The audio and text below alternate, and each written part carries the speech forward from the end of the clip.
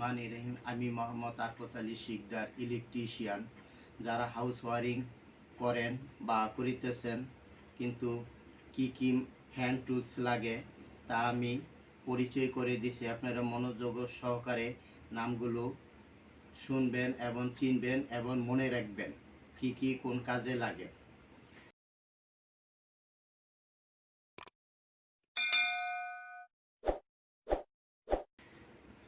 এই যে দেখাচ্ছি, এটা হলো টেস্টার, নিয়ন টেস্টার। এই যে নিয়ন টেস্টার, এটা হলো নাম হলো বলবেন নিয়ন টেস্টার।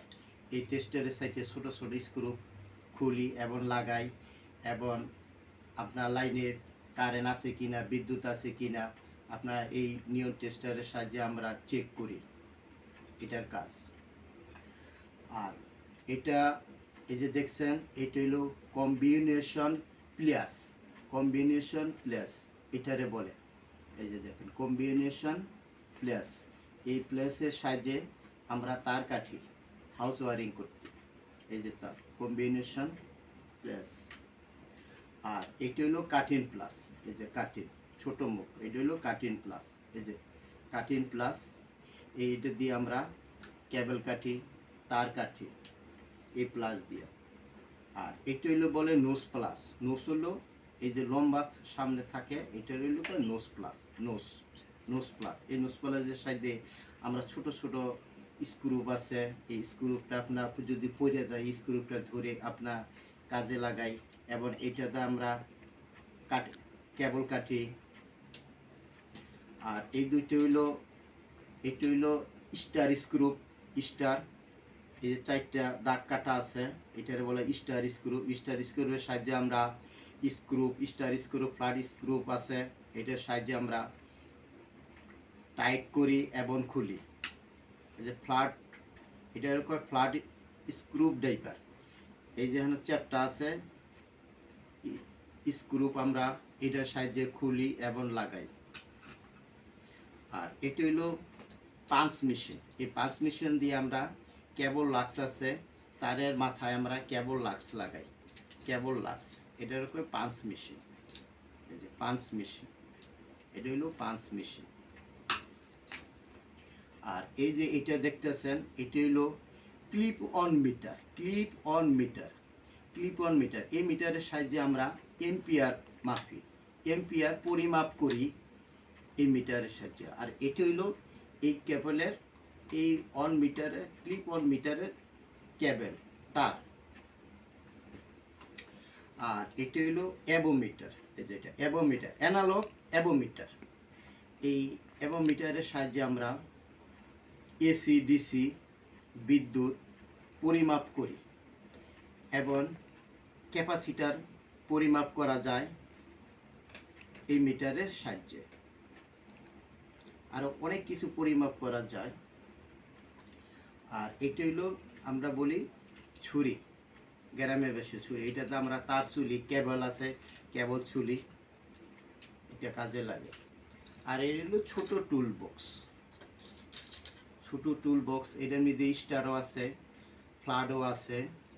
এটার সাহায্যে আমরা ছোট ছোট স্ক্রুপ গিলেন আছে খুলি এবং টাইট লাগাই। এটা বেশিরভাগ যে আমরা সুইচ খুলি এবং লাগাই। আর এই যে এটা দেখছেন, এটা হলো 100 ফ্রেম। এটা এরকম ফ্রেম। আর এই যে এটা, এই অংশটা, এটা এরকম ব্লেড, 100 ব্লেড। এটা দিয়ে আমরা পিভিসি পাইপ কাটি এটার সাহায্যে। এই যে এটা যে আমার হাতে দেখতেছেন, এটা হলো হাতুড়ি, বল হাতুড়ি। এটা 1.5 পাউন্ড, 1 পাউন্ড, 2 পাউন্ড লাগে আমাদের হাউস ওয়ারিং করতে। আর এটা হইলো শ্রেণী। এই শ্রেণীর সাহায্যে আমরা ইটা যে গ্রুপ কাটি, এটার সাহায্যে আমরা গ্রুপ কাটি। এটার বলে আমরা ইলেকট্রিশিয়ান ভাষায় শ্রেণী। আর এটা হইলো স্টিল টেপ। যে এটা হইলো স্টিল টেপ, এটা হইলো স্টিল টেপ। স্টিল টেপের সাহায্যে আমরা সুইচ বোর্ড কতটুকু উঁচা দিব, পাওয়ার বোর্ড কতটুকু উঁচা দিব, জংশন বোর্ড উপরে আমরা কত দিব, এই মেজারিং টেপ দিয়ে আমরা নির্ণয় করে থাকি। আর এটি হইল স্কেল, লেভেল স্কেল। এই যে পানি থাকে, লেভেল স্কেল। সুইচ বোর্ডটা কি আঁকা না বাঁকা, এটার সাহায্যে আমরা সোজা করে থাকি, এটার কয়। আর এই যে এটা দেখতেছেন, এটা হলো গ্যার্নিং মেশিন। এই যে গ্যার্নিং মেশিন, এই গ্যার্নিং মেশিন সাহায্যে আমরা গ্রুপ কাটি, ইটা কাটি। এটা হলো গ্যার্নিং মেশিন। এটা হলো ব্লেড, এটা হলো মেশিন, ব্লেড গ্যার্নিং মেশিন। আর এটা হলো চাবি। এই চাবির সাহায্যে ব্লেড আমাদের নষ্ট হয়ে গেলে, ক্ষয়ে গেলে, এই চাবির সাহায্যে আমরা খুলে আবার নতুন ব্লেড লাগাই। এটা হলো গ্যার্নিং মেশিন। আর এটা হলো ড্রিল মেশিন। এটা ড্রিল মেশিনের সাহায্যে আমরা ওয়াল ফুটা করি। আর এই যে যেটা দেখতেছেন সামনে, এটা হলো বিট, এটারে বলি বিট। আর এটা হলো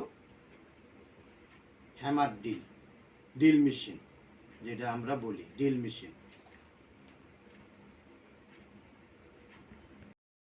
ইলেকট্রিশিয়ান ভাই, আপনারা এই হ্যান্ডস টুলসগুলো ভালো করে নাম গিলান মনে রাখবেন, কোনটা কি কাজে আপনারা সঠিকভাবে সেই কাজে লাগাইবেন।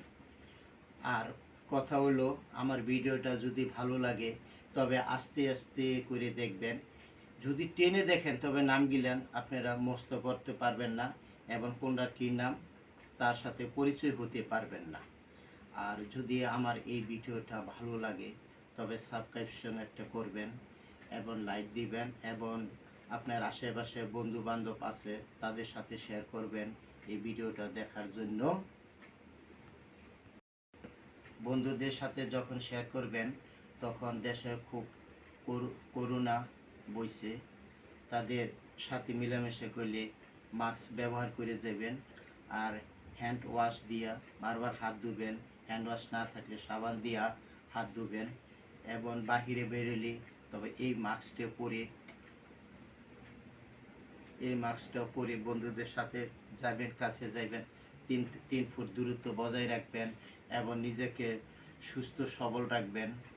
এই বলে আমি মোহাম্মদ আরফত আলী শিকদার বিদায় নিলাম। খোদা হাফেজ। আসসালামু আলাইকুম।